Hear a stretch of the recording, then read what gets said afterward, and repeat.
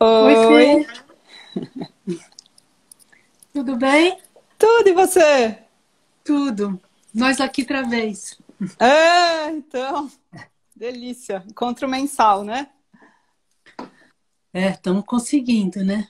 Oh, Você tá muito bem? bom. Tudo bem, agora tô bem. Nada que um bom óleo essencial. Você sabe que quando eu comecei a pensar sobre essa live, primeiro eu queria falar de um assunto mais up, assim, mais sobre alegria, Legal. sobre alguma coisa, sempre assuntos pesados. Mas depois eu pensei exatamente, não, é esse que é o momento mesmo, a gente tem que falar dessas coisas, porque é isso que está rolando, né? Então, acho que nesse momento, eu não sei como você está sentindo aí, como as pessoas estão sentindo aí, mas ontem a gente foi dormir bem triste, assim, o Pete e eu. A gente foi com uma sensação assim, que tá difícil mesmo para todo mundo, o mundo. Não que não existam exceções, que não estejam pessoas que não estejam bem, não isso, Uhum, mas uhum. assim, do ponto de vista coletivo, né? De ver que a pandemia está tão forte, seja na Europa, no Brasil, e que a gente está tendo que refletir muito sobre isso, né? O que está morrendo, o que está aí. Então, eu achei assim que eu estava com energia verdadeira para poder falar sobre o luto, né? É isso mesmo. Acho que esse momento não tem muita escapatória, né? Por mais que as coisas estejam bem, né? Ou alguns lados da sua vida correndo bem, muita gente, né, está conseguindo realizar tanta coisa, mas isso está muito presente mesmo, não tem como não olhar para esse coletivo, né, e não sentir isso que você É, sentiu. Como o Lama Michel falou, né, na semana passada também, acho que aí em relação a nós mesmos, que acho que é isso que você vai tocar hoje, né, uhum, o que está na nossa mão é como a gente pode se relacionar com isso, né, é, então, né, como é que a gente processa isso. E é isso que acho que você vai contar um pouco aí, né? tá. Para Bom, ajudar primeiro eu nesse. não sei se você conhecia esse termo luto antecipatório, né? Ou luto antecipado. Pode colocar os dois na internet que você vai encontrar Legal. ambos, né? E aqui o Kaká tá falando que travou, pode ser? Não, não Olha, sei. para mim, tem umas horas que você fica um pouco, agora tá boa, tá ótimo, mas não chegou a travar, não, em nenhum momento para mim, assim. Não sei se para mais Tá, alguém. se precisar que eu ponha no 4G, você me avisa. Talvez seja melhor pôr já, vai. Isso aqui é uma Então, coisa. gente, se der uma falha, porque a Bel tá mudando aí a conexão dela, ela já tá, ela tá trocando, né, do Wi-Fi pro 4G, porque a internet lá é um pouco complicada, assim. Já já ela volta. Se ela cair, a gente chama ela de novo. Mas está todo mundo entrando ainda, né? Eu acho que eu Pronto. vou. Opa, E voltou. agora, Eba. tá? Ah, para mim tá Talvez bom. Não... aqui tenha um pontinho a mais. Tá bom. Legal. Bom, então esse termo, né, luto antecipatório, luto antecipado, ele na realidade foi criado por um psiquiatra que chama Erich Lindemann, que Uhum. em 1944, ele era alemão, depois viveu nos Estados Unidos, ele deu esse termo para um fenômeno que ele, no 44, estamos ainda em plena guerra, né? Ele deu esse fenômeno para uma coisa que ele começou a observar, que as mulheres, as esposas, quando recebiam os soldados de volta da guerra, tinham um comportamento que elas comportavam como se eles já tivessem morrido. Elas tinham dificuldade de reintegrar, Hum, né? Não sei como interessante você, isso. não sei como você já sentiu isso. Em algumas coisas que parece que morreram depois voltam. E a gente fala assim, nossa, eu não sei se eu sei colocar isso de volta, Ou, né? acho que muitas vezes, né? Todo mundo já passou por alguma coisa parecida, né? Você sabe que meu pai morreu em 77. Eu nem sei mais fazer o cálculo quantos anos isso são. Mas vira e mexe eu sonho que ele. Que eu descubro que depois de 50 anos ele estava vivendo numa outra família. E aí eu quero encontrar com Nossa. ele de novo E eu quero saber como é que é, o que você está fazendo, como assim que você sumiu esse tempo todo, né? Olha. Então, é interessante, né? Porque o luto, ele sempre está pedindo alguma coisa da gente, É, alguma coisa que não terminou, exato. né? É, que você quer, né? Que continue também, né? Sei lá. Então, o fato aqui é que o luto antecipatório veio de um termo que era as mulheres aceitarem, as esposas aceitarem que as pessoas morreram mesmo antes delas terem morrido. Para ele, era uma defesa, era um Sim. jeito de lidar. E aí, que não vai ser o que nós vamos entender por luto antecipatório hoje em dia. Mas se pensa quantas coisas que a gente não mata elas porque a gente não imagina que a gente vai ser capaz de lidar com elas. A gente mata antes. Uhum, A gente uhum. mata o nosso futuro, né? Muitas vezes, sim.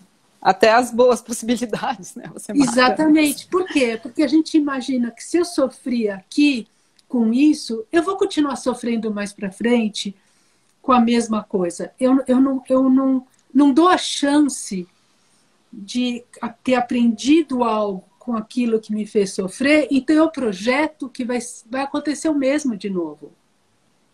Então, isso é o que chama de um luto mal feito. Vamos dizer assim, que a palavra luto antecipatório veio de um luto mal elaborado, num lugar em que eu não consigo ainda, não tenho os instrumentos suficientes para aprender alguma coisa. Porque a função do luto é reintegrar a gente nessa nova percepção, né? Uhum. Então, vamos dizer assim, eu suponho que eu vou encontrar o mesmo.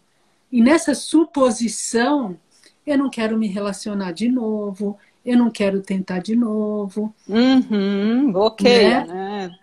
E o que, que é isso? Na realidade, isso é necessidade da gente melhorar a nossa autoestima, de que a gente é Sim. capaz de lidar com essa dor, que a gente vai fazer alguma coisa, que a dor tem alguma coisa para ensinar para a gente, que a tristeza tem as suas mensagens, né? Senão a gente vai levando mesmo uma tristeza, um luto para depois do outro, né? E Então, aí, será que você não prolonga muito mais, né? Dessa maneira, né? Com medo de sofrer, você já sofre agora. E se fecha para um monte de possibilidades, como isso que você falou, né? a Dessa vida vai dor. ficando pequena, né? Quando a gente Exato. não lida com as nossas dores, a vida vai diminuindo, as possibilidades vão diminuindo, né? Uhum. Então, eu vou usar aqui o termo luto antecipatório para a gente se preparar para uma coisa que a gente percebe que está para acontecer. Mas eu gostaria muito que a gente levasse essa na conversa, mesmo que a gente não conseguisse nesse nosso papo hoje, para ver o luto antecipatório como um jeito de olhar a vida, não só para alguma coisa que está para acontecer, mesmo porque a gente não sabe se algo está para acontecer, se a gente está para perder alguém. Então, para a gente poder viver com mais abertura para aprender com as mudanças da vida, tá? Até porque você não controla nada, né? Então, não tem, né? Eu acho que tem um pouco isso, né? Você quer se proteger da dor, mas você não controla É. o que vai acontecer ao redor, né? Então, o que nós vamos estar puxando essa conversa é para entender o luto como um processo de aprendizado de uma transformação, uma contínua transformação, alguma coisa que a gente está continuamente transformando, né? E às vezes a gente tem que fazer o que eu chamo assim de namorar com a separação. Eu vou, penso como seria, sei, faço um pouco com, eu pego alguma coisa do futuro, eu conto no livro das emoções que eu, quando ia ver o Lama Michel, eu escolhia fazer alguma coisa por mim, para mim, sozinha no almoço, mesmo sabendo que eu só ia ter, sei lá, 14 dias com ele. Eu escolhia fazer alguma coisa para mim, para pôr alguma coisa, uma mão do futuro que me puxasse para alguma coisa para eu poder continuar depois, né?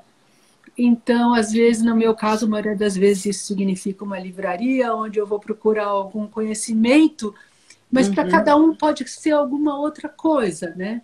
Que é uhum. esse treino, a gente se distancia e volta, né? Que nem filho que separa da mãe, e vai brincar um pouquinho ali e volta, né? Então, tá tudo bem? Tá. Você parou aqui Parou? os inscritos, as pessoas? Mas eu não sei. Não. Tá, no meu aqui parou. Então, o que, que é a gente ir se despedindo aos poucos? O que, que a gente doando aos poucos? O que, que é a gente se organizando junto, aquilo que a gente ainda pode fazer junto, que depois a gente não vai fazer mais, né? E na vida mesmo, né? Assim, no dia a dia, nas coisas todas. Agora eu vou te perguntar bem sincero. Uhum. Você acha, quando você pensa na morte, você tem uma sensação linear ou circular?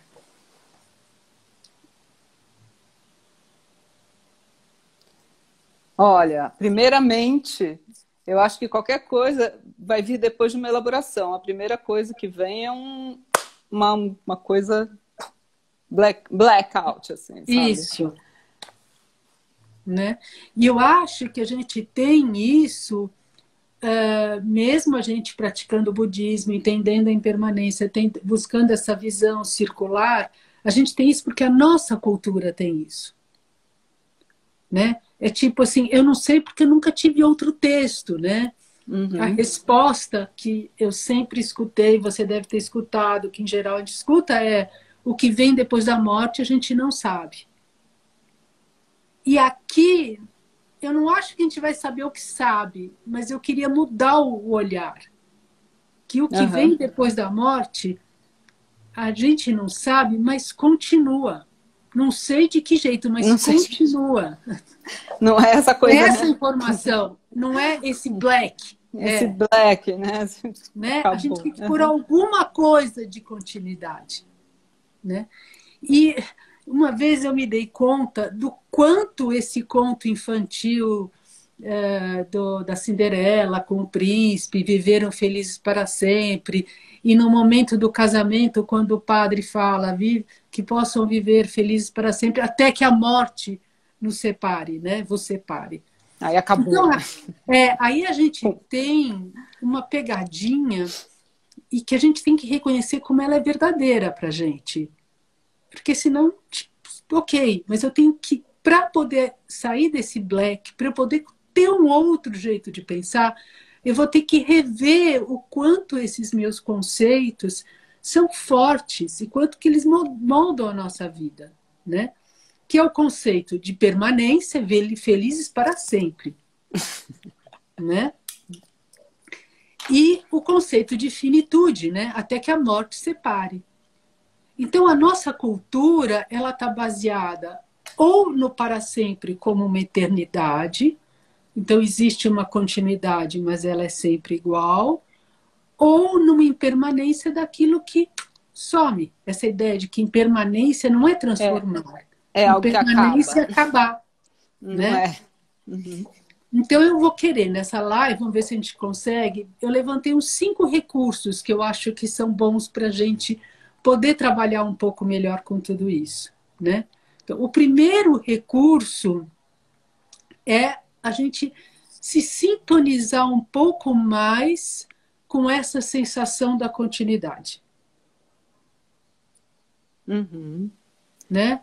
Não ficar bloco. O que eu tenho a sensação de continuar? Quando eu vou dormir com a sensação de que continua. Sim.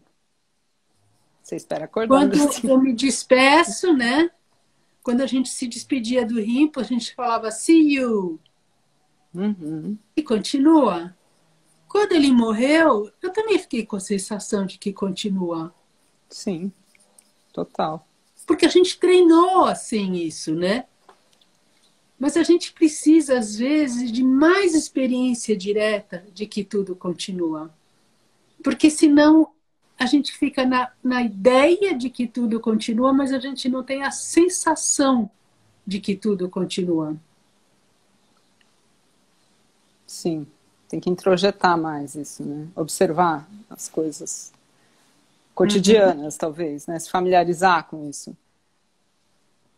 Então, então tem aqui, vou dar a primeira dica de um livro muito bonito que fala sobre a continuidade do Thich Nhat Hanh, que é Uhum. Sem Morrer, Sem Temer, Sabedoria Confortante para a Vida. Eu gostei muito, eu li esses dias, gostei muito também.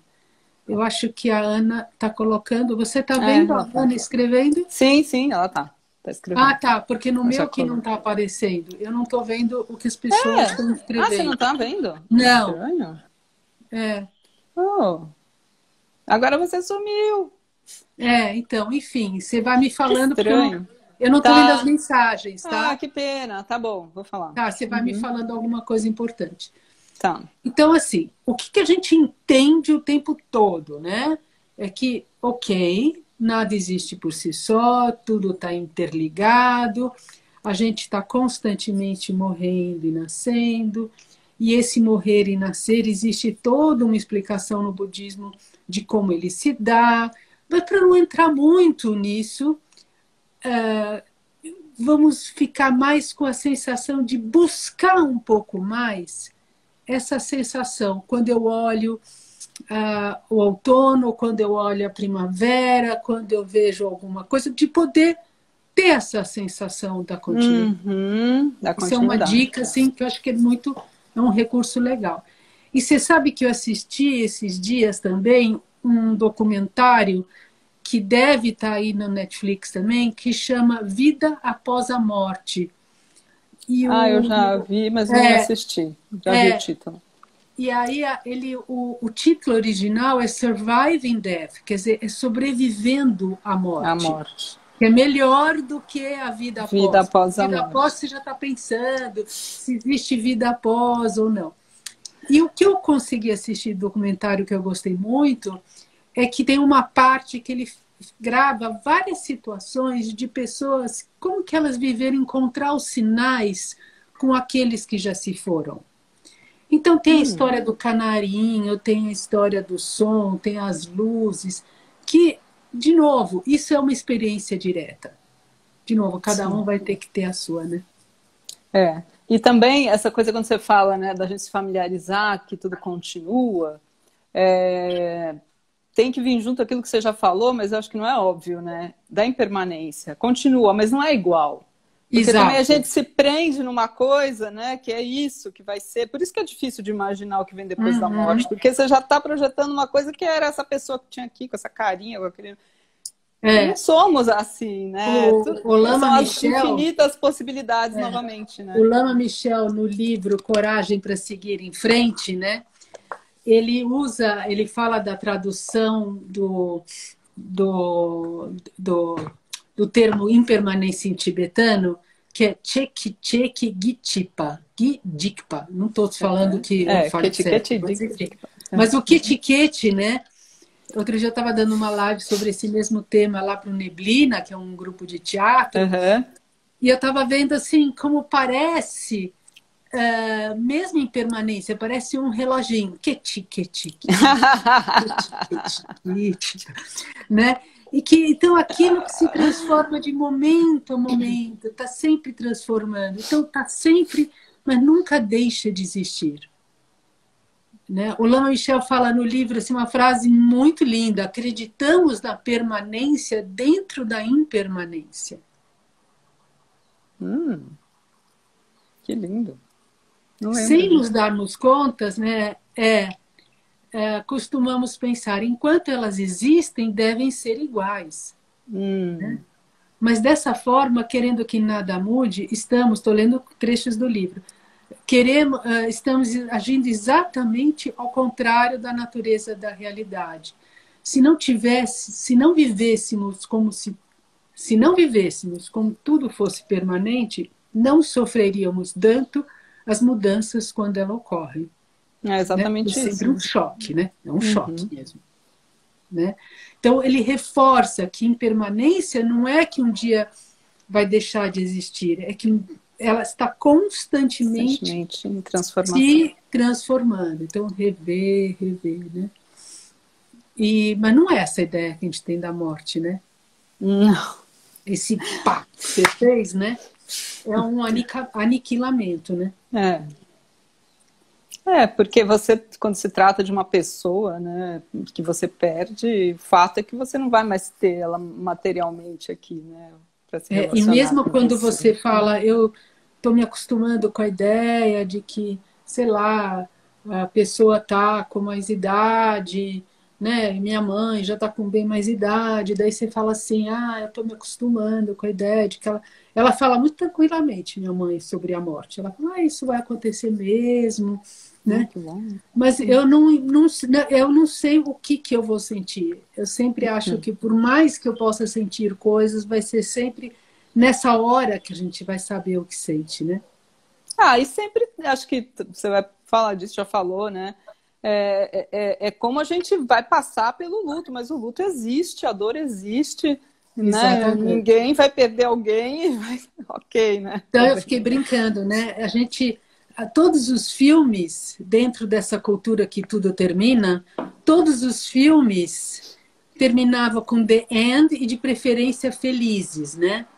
Agora, nessa nossa cultura, você aguarda para a próxima série, né? A próxima temporada. A gente finalmente está começando a acreditar que tudo continua, né? Bom, então, isso da transformação, uma coisa muito importante é a gente compreender essa passagem do grosseiro para o sutil, do sutil para o grosseiro, essa respiração do mundo, né? A gente teve um corpo, vai se dissolver, um contínuo mental, esse contínuo mental nasce num estado de transição entre uma vida e outra, morre desse estado, entra de novo em outra vida. E essa respiração do mundo, essa respiração da transição, né? Então, é muito interessante porque, apesar da gente, cada um ter uma ideia de como continua, é verdade que a gente também percebe que nada que não tem um ponto de partida que termina e não tem um ponto de partida que começa. Não. O Thich Nhat Hanh fala também sobre isso, a gente tirar essa ideia de que algo começa de um lugar e algo termina de outro lugar. Então, quando você chama um filho que você quer engravidar, que você fala que venha eu estou chamando por uma criança, eu sempre imagino que ela vem de um lugar lindo, para um bom karma, né? Bom, foi assim que eu chamei a Fê, né? Veio uma linda. Lindíssima. Então, assim, né? A gente poder deixar esse pensamento um pouquinho, o que está na matéria que vai para um latente, um potencial, o que está no potencial e volta para uma coisa latente, mesmo que a gente não esteja ainda em contato com aquilo, que aquilo possa vir de novo, né? O Pitt sempre me impressionou quando ele fala assim que no inverno a gente não vê, mas tudo está ali potencialmente se transformando. Aí quando chega a primavera, aquilo pula, né? Eu ia falar isso também. Eu acho que essa familiaridade do grosseiro para o sutil, você tem que se começar a observar você mesmo, né?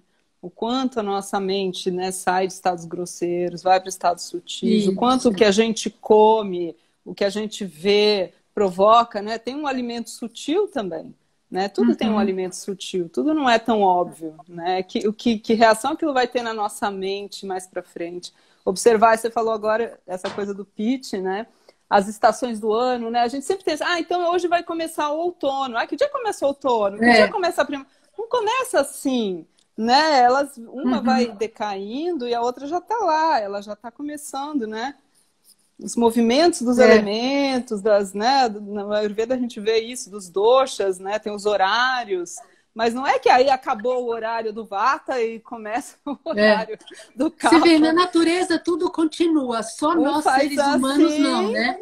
E faz assim, enquanto isso o outro tá vindo, né? E assim que é, né? Mas você vê, na natureza tudo continua, né? Só a ideia do ser humano que não. Porque nós não somos naturais, né? Não, somos acima da natureza. Nós somos uma ideia. Somos totalmente fora, né? Somos uma concepção, né? Uma ideia. Bom, isso aí. então, assim, né, eu acho que essa é essa ideia do inverno, né? Eu estou querendo falar uma ideia, mas eu acho que eu vou seguir um pouco mais em frente. Deixa eu voltar aqui para mim. Então, o segundo recurso é o tempo.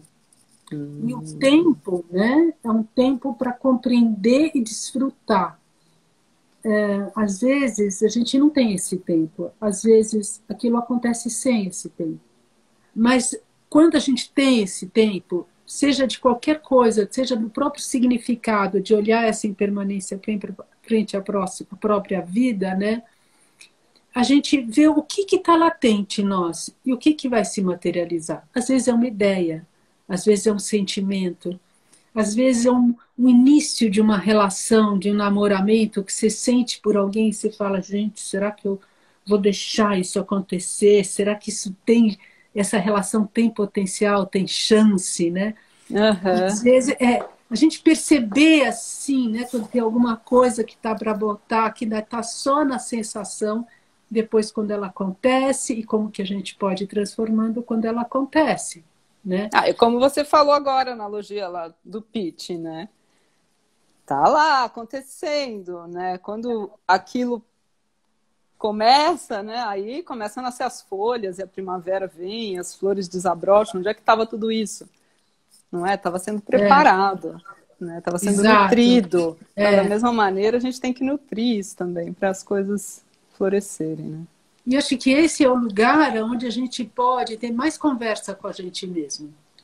Assim, a gente realmente deixar esse tempo para ressoar um pouquinho.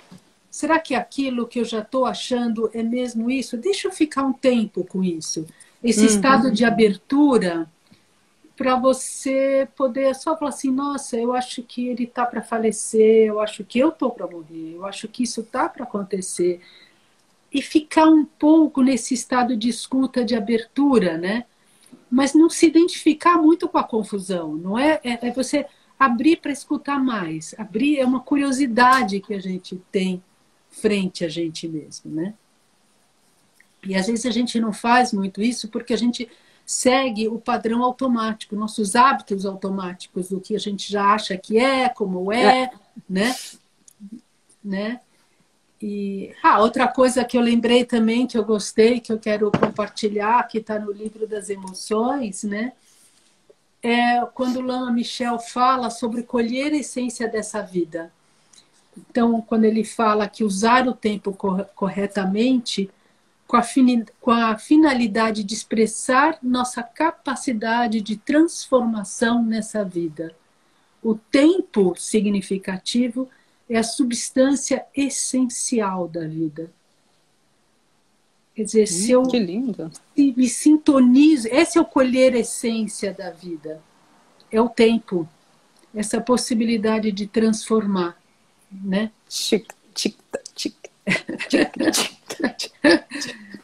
E aí você sabe que eu também essa coisa de transformar, pensei numa outra coisa, que é que por que a gente não faz muito isso? A gente não faz porque na nossa cultura a vida existe é para produzir, não para se transformar. Nós, inclusive, né? Nós, inclusive, né? Tanto que quando uma pessoa deixa de produzir, o idoso, ele é posto de lado, ninguém vai lá para perguntar mesmo como você está, o que você aprendeu dessa vida, me conta histórias do passado, né? Porque a gente tem esse conceito de que só vale se está produzindo externamente. O que a gente está produzindo internamente não é compartilhado, né? E eu estava com essa ideia, eu nem sei se está certo falar isso numa live, mas eu vou falar, tá? Agora vai ter que falar. Agora eu vou falar. Mas eu acabei vendo um discurso do Dória, que foi anteontem, que eu até gravei para ter certeza, assim, para depois escutar de novo por as mesmas palavras. Que ele está falando sobre a circulação do estado de São Paulo, agora de 26 de fevereiro até 14 de março, de não poder circular das 11 da noite às 5 da manhã, né? E aí ele fala assim, temos que adotar essa medida para proteger vidas. E proteger vidas significa garantir a existência. Sem vidas não há consumo. Os mortos não consomem. Mortos penalizam vidas, famílias, entristecem cidades, regiões. Eu falei, nossa, como é verdade isso, né? Os mortos não consomem. Nossa, aquilo pegou pesado. Nossa, dureza, hein? Então, esse conceito está presente mesmo, né? Está tão presente que precisa de um discurso desse até para as pessoas entenderem, né? Porque mesmo é a linguagem que muitas pessoas entendem, né? Para justificar a vida. Mas para justificar a vida. É uma loucura. Que bom que a gente consegue perceber que é uma loucura, né? Então, uma das coisas por que é uma loucura é que não se dá tempo para o luto, né? Você sabe que a licença, né, de luto, elas são 5 dias para família, para cônjuges, e 2 dias para avó, sobrinho, irmão. 2 dias você tem que deixar. E 2 dias consecutivos. Tem que ser morreu os 2 próximos dias. Imagina. Um fim de semana, praticamente, né? Não, final de semana não. É 2 dias... úteis. Úteis. Bom, se morrer na sexta, então nem conta. Segunda você tem que estar... Brincadeira, mas...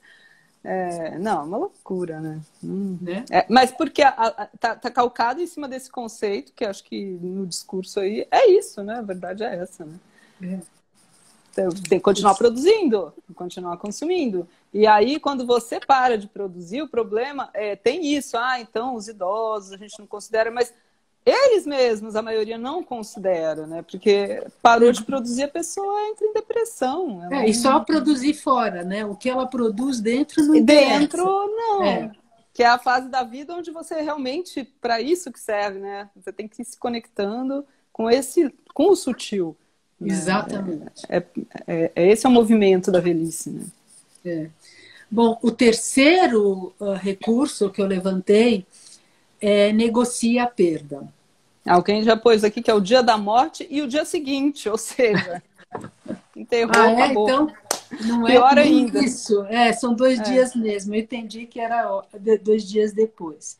Mas assim, eu queria dar outra dica para falar de negociação da perda, que é o livro das atitudes da Márcia Matos. Quando ela fala sobre como lidar com a casa 8.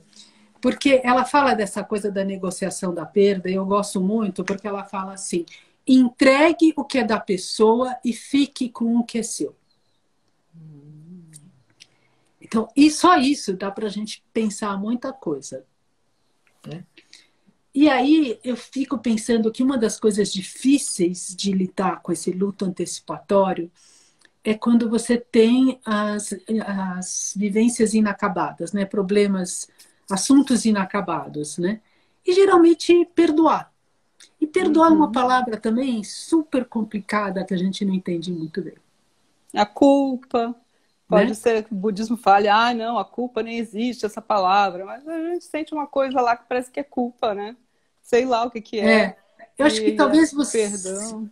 Você lembra um retiro que eu perguntei para o Rinpoche o que era o perdão? E ele ficou 2 horas do retiro, deixando todo mundo falar. Você lembra disso?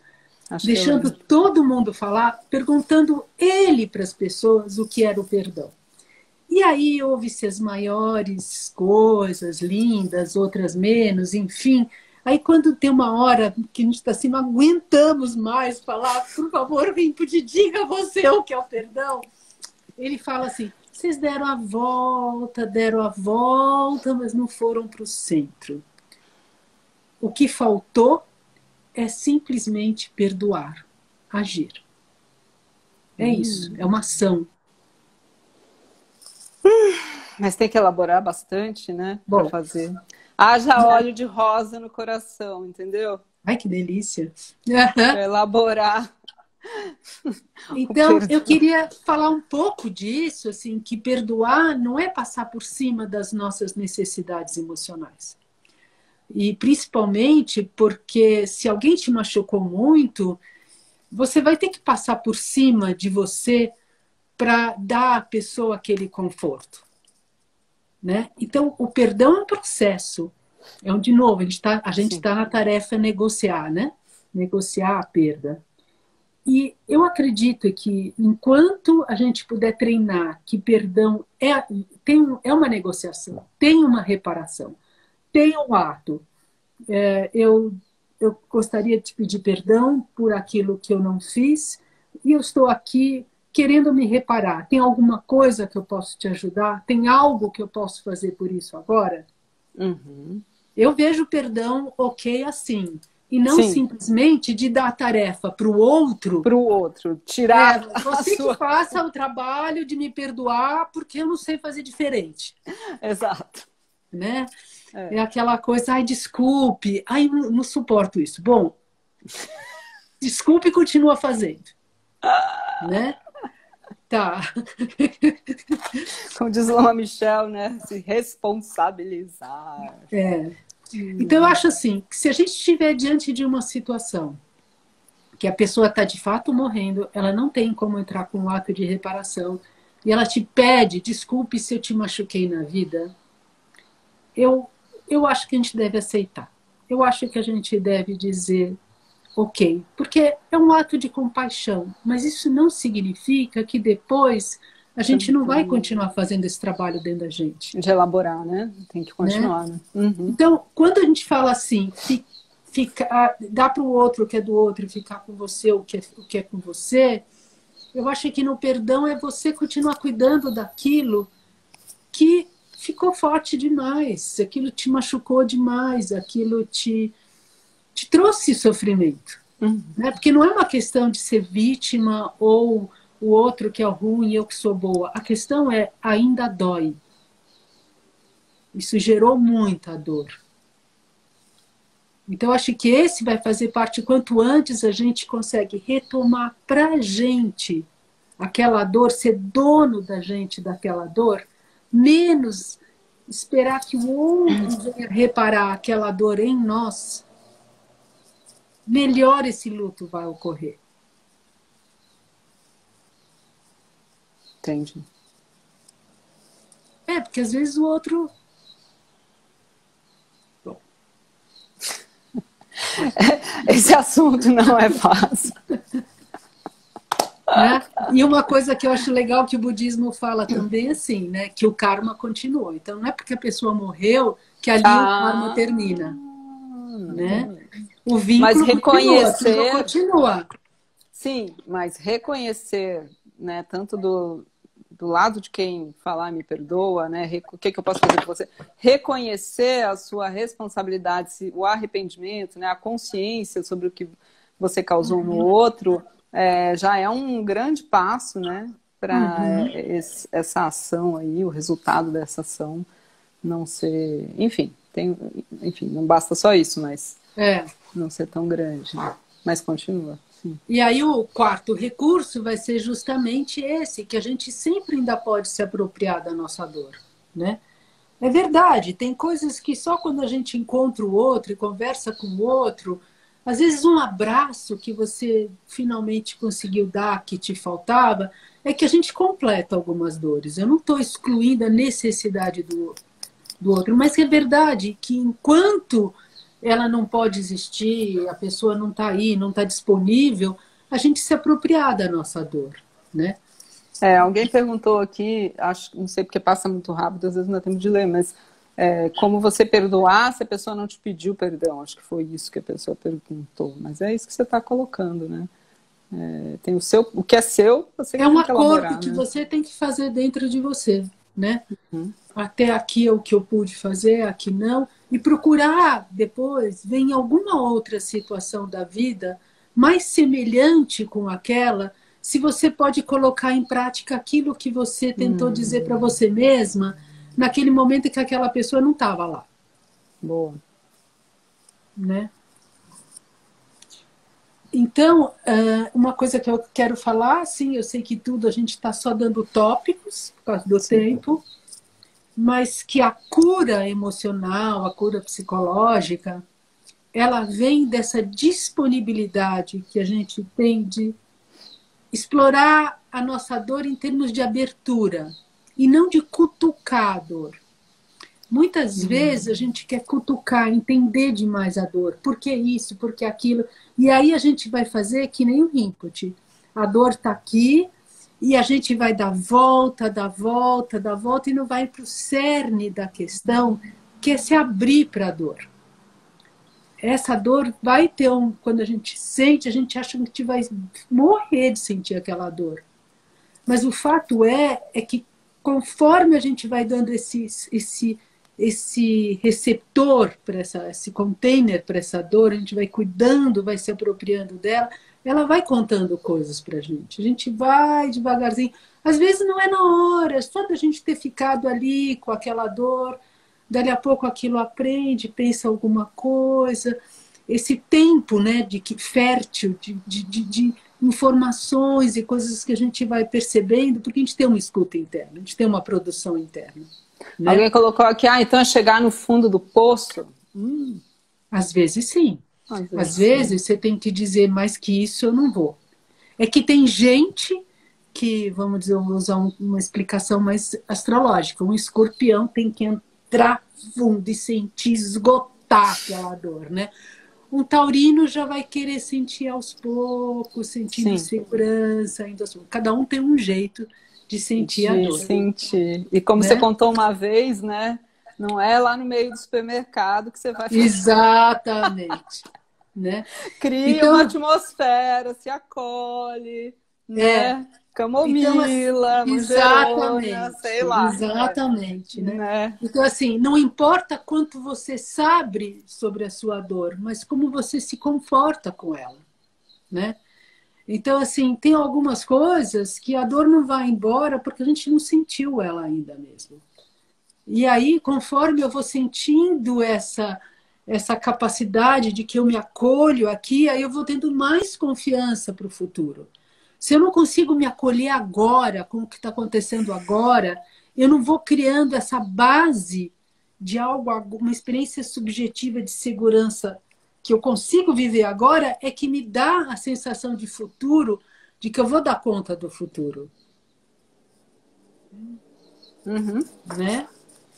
Então, essa coisa da gente realmente ter e criando esse espaço dentro da gente, que a gente vai ganhando essa autoestima, que esses valores me dão sustento, que isso me dá força, né? Eu sei para onde voltar. Alguém perguntou, é acolher a dor, né? Se acolher e se acolher a dor, é se abrir para ela, né? Eu acolho, né? Eu me abro e acolho. Até porque se você bloqueia, né? Você tem muito medo, se você não elabora, alguma hora aquilo lá aparece. Aparece. Às vezes você somatiza, aparece uma doença, um bloqueio, um problema de saúde, enfim, né? É porque o corpo ele quer autorregulação, né? O corpo quer que as coisas sejam integradas. Sim. Aí, se você não integra via uma compreensão, aquela noção em aberta vai integrar via uma somatização, né? Bom, aí vamos para o quinto recurso. Estamos a 10 minutos. Vamos lá, na Paula, quinto recurso.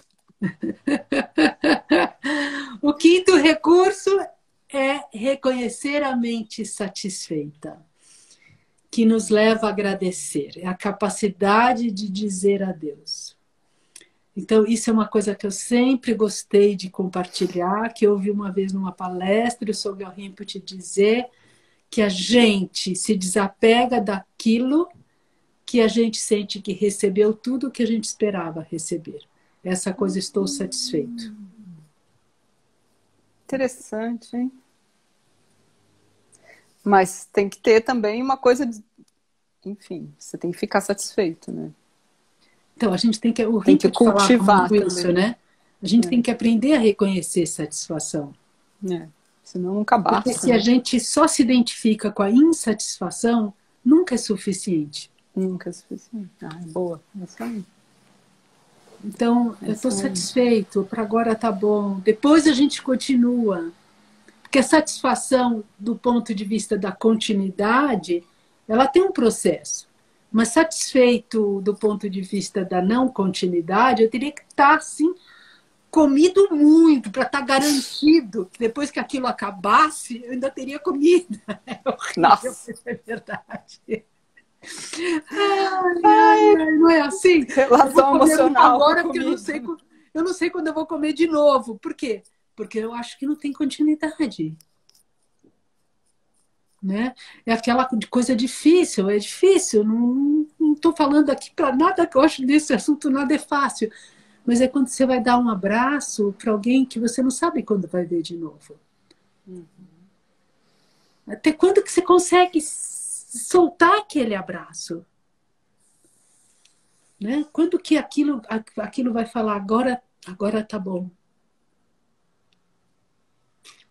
Ai, tá. Agora eu lembrei do Rinpoche, para. Né? Eu também me emocionei. Os últimos abraços. Né? E ele sempre falava, see you, né? Então, acho muito bonita uma história que não impede que eu separei para falar de hoje, que foi de uma paciente que me contou que estava para se separar do pai, sabendo que ele estava morrendo, né? E ela falou, eu não vou saber lidar, eu não sei como lidar com a sua morte. E ele abraçou ela e eles ficaram abraçados um bom tempo. Ai, que lindo. Quer dizer, essa coisa de até me sentir ok, agora eu estou pronta. Né? É um tipo de satisfação. Né? E também, assim, essa coisa muito difícil, quando a gente fala realmente em hospital, em situações assim, imagine agora de Covid, que as pessoas não podem Nem encontrar com conseguem quem se está, despedir. né?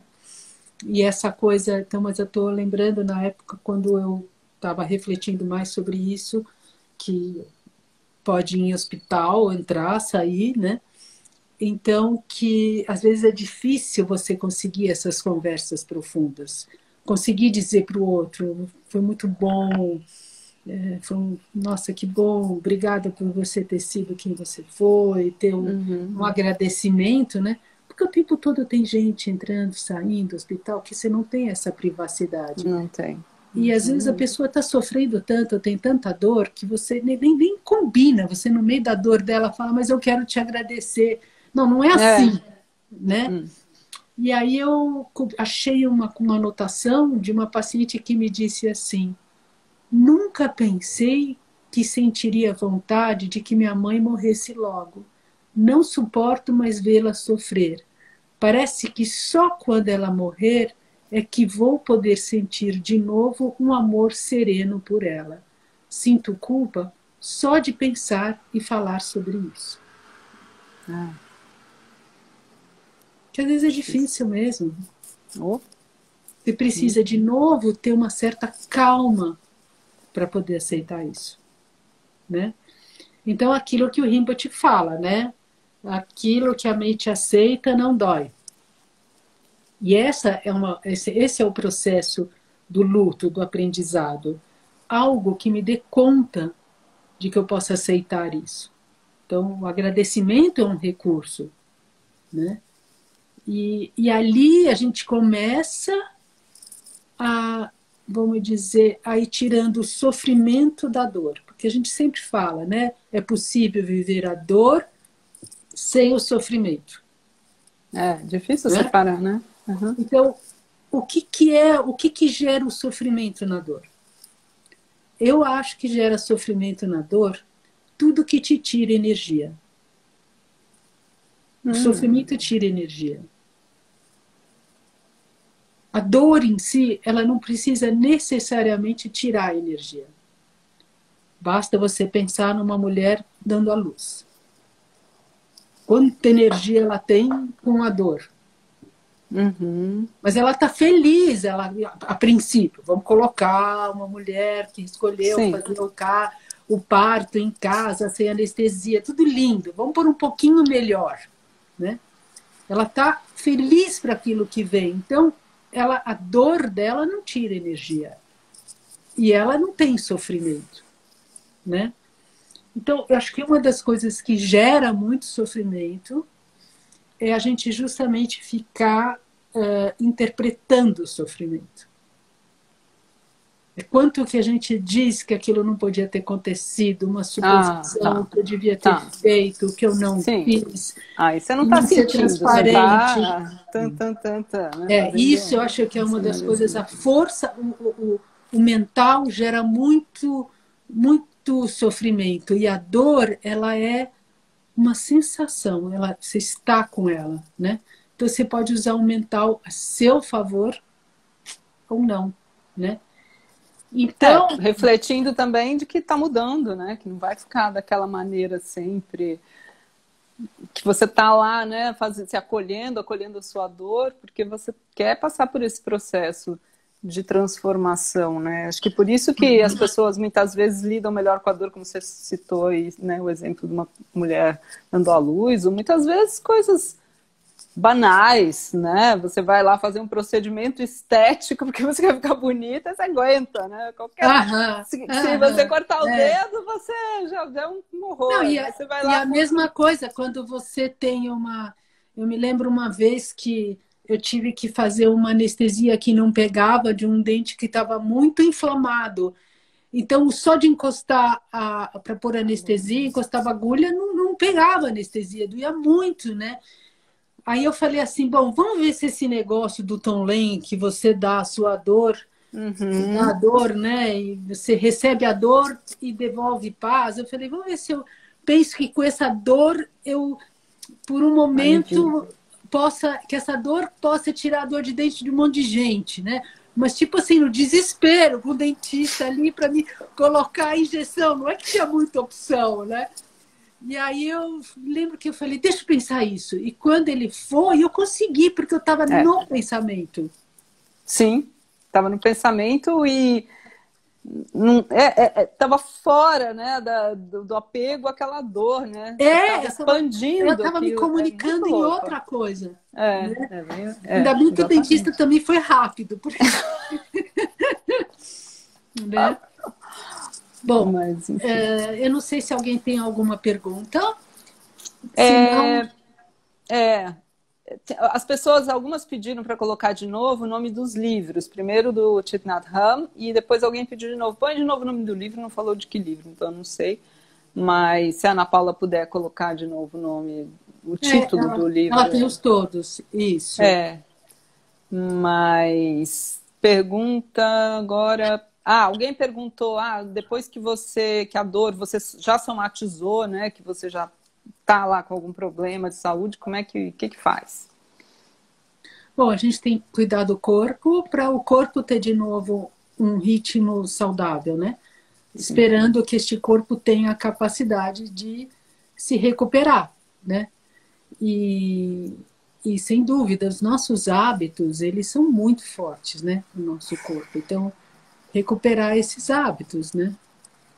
E, enfim, tem todo um processo de se conscientizar daquilo, reconhecer que aquilo era assim. Muitas vezes a gente somatiza porque a gente passa por cima, né? Ou a gente aguenta coisas que eram muito difíceis de aguentar. E você deixa o corpo, aguenta aí, que eu não estou dando conta. Né? A gente tem essas coisas, né? Bom, algumas não dá mais, né? Mas a gente... Enfim, eu queria terminar... Mas passou muito rápido. Tá mas bom. Tudo bem. Fala. Então, eu queria terminar com uma frase do Autocura 3, do Rinpoche, do livro, né, dele, em que ele fala assim, negando a impermanência, estamos, na verdade, enganando a nós mesmos. Tudo que isso nos traz é sofrimento, dor, dificuldades, cansaços, bloqueios e muito perigo. Precisamos aprender a nos relacionar com a mudança de forma criativa, relaxando no fluxo da impermanência e mantendo sempre nosso sorriso interior. Temos que aprender a dançar na impermanência com alegria.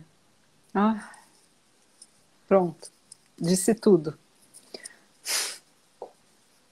Nada mais a se acrescentar, né, depois disso. Bom, talvez uma frase do oráculo. Você isso que eu ia falar.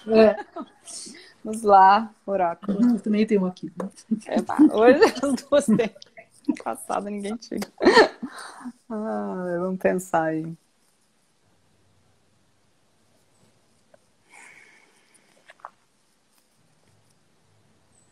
Nossa, não sei. Se quiser tirar um. Mas, ó, que já número? saiu esse aqui. 67.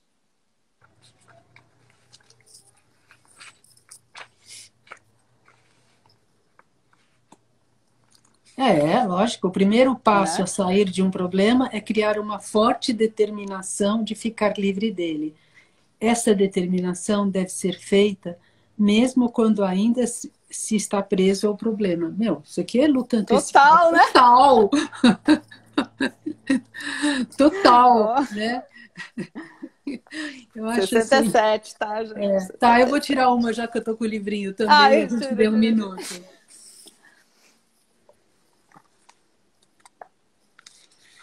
Para ajudar uma pessoa, é preciso que ela tenha um projeto no qual queira ser ajudada.